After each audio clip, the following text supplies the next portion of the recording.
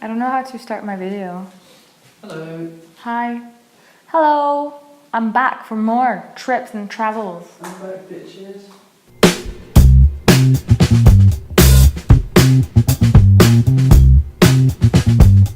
First, beer. So cheap.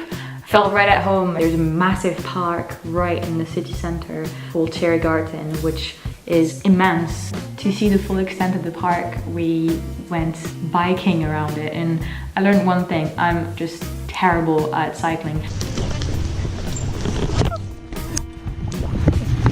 Okay. I just slipped. I slipped in the sand. It was really bad. Oh my god! Ah!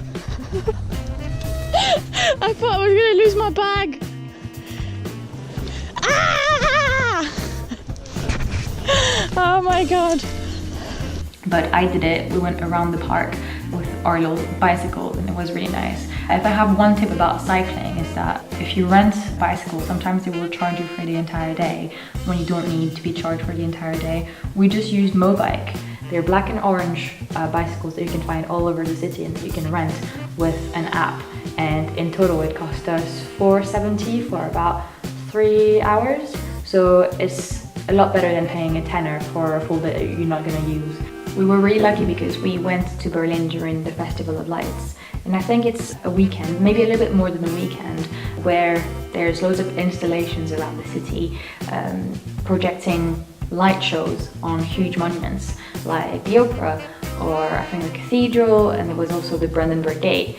It makes it really magical. There's entertainment and light shows on all the corners of the city, and you can just stop on the pavement and take pictures. Berlin is a really, really cool city. It's like really hip. You can feel it in the types of bars and restaurants in the street, but I think it's also very charged emotionally. You never forget the horrors of World War II. We went to see the monument for the murdered Jews of Europe, and it was very touching. It was like being in a labyrinth of despair. The only thing you could see when you were in the monument was just kind of these tombstones. You can also clearly see the separation between East and West Berlin. You can still see it perfectly because of the architecture, for example. But it's also in East Berlin, the place where there was a lot more sadness, a lot more tragedy, that we see a lot more creativity. It's become a cradle of creativity.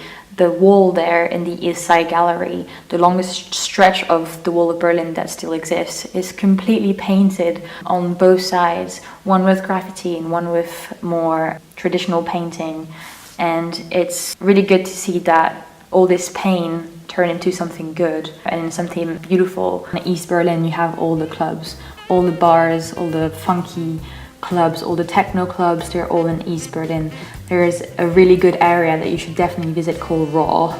It's a lot of factories that have been left after World War II and have been converted in clubs now. There's one thing to know in Berlin is that if you go to the Reichstag or if you go to the TV tower, book online and book months in advance if you're planning to visit there, because we couldn't go inside even though the Reichstag looked really interesting. There's a massive dome that you can visit.